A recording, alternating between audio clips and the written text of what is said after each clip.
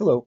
If you get your electricity from Pedernales Electric Co-op, you may want to watch this. This is a very short video with only 6 slides on it, and there's something that's happening that's really interesting, whereby you as a member, which means you're a shareholder of the Pedernales Co-op, might really be interested in seeing what's happening. That's something that's going to affect us in a very big way. So please take a look.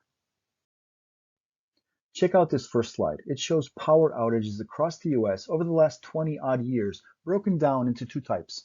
The lower line shows the non-weather related power outages. The number is low, it's fairly consistent, it's all but predictable. Utilities can budget for this kind of thing. It is pretty much business as usual.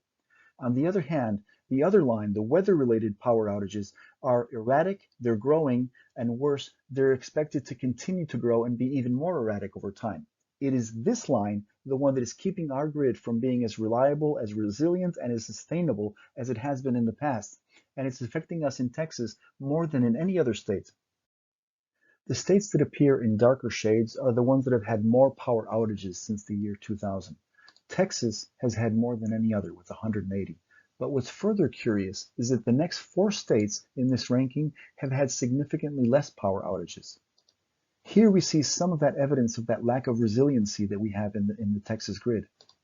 The solution is two-pronged. On the one hand, add more simple kinds of energy generation, and number two, take pressure off the highway that is the grid.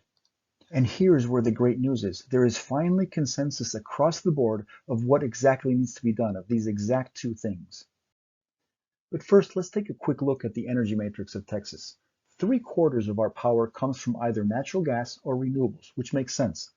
Texas has a wealth of natural gas. It's inexpensive, it's abundant, it's simple to install. We need to have at least that much, if not more, natural gas in our energy matrix. Natural gas, among fossil fuels, is the least contaminating. Now, there's going to be a lot of growth on the renewable side now that is currently 35%, but that growth is going to come at the expense of coal that you see there at 17%. So as we install more renewables, largely wind and solar, it'll come not at the expense of natural gas, because that is not a good idea, but it'll come at the expense of coal, which is very damaging to the environment and to our health. So this is a summary of what my platform is. We need to have more installed capacity of inexpensive and pragmatic power, such as natural gas and solar. And number two, we need to take pressure off the grid, which keeps crashing on us, by generating more power locally. That means distributed generation, microgrids, and installing residential solar. And here's where you can see that this platform is indeed achievable, finally. A few months ago, the University of Houston's Hobby School of Public Affairs had a poll. They asked Texans across the state on a number of issues regarding energy. And these are some of their findings. They found, for example, that 77% of Texans support the installation of more natural gas power plants, which increases that grid reliability that we were just mentioning. And see who supports it. 87% of Republicans and 69% of Democrats believe that this is indeed a great idea. Also, this poll found that 64% of Texans now favor expanding use of solar power plants. Now this makes sense. Solar is indeed the least expensive energy option in Texas. And take a look at where that support came from. 1 out of 2 Republicans believe that expanding solar is the way to go, as do 4 out of 5 Democrats. And regardless of gender or age group, this has full support. Another finding important. This is important. 90% of Texans support net metering. The sunshine that falls on the roof of your house belongs to you. What you do with it is up to you. If you choose to turn that solar energy into electricity to power your own house, you should be afforded that ability. And if you further choose to sell that surplus energy back to your utility, you should have the ability to do that. And here we also found that fully 90% of business-minded Republicans like this idea, as do 93% of Democrats.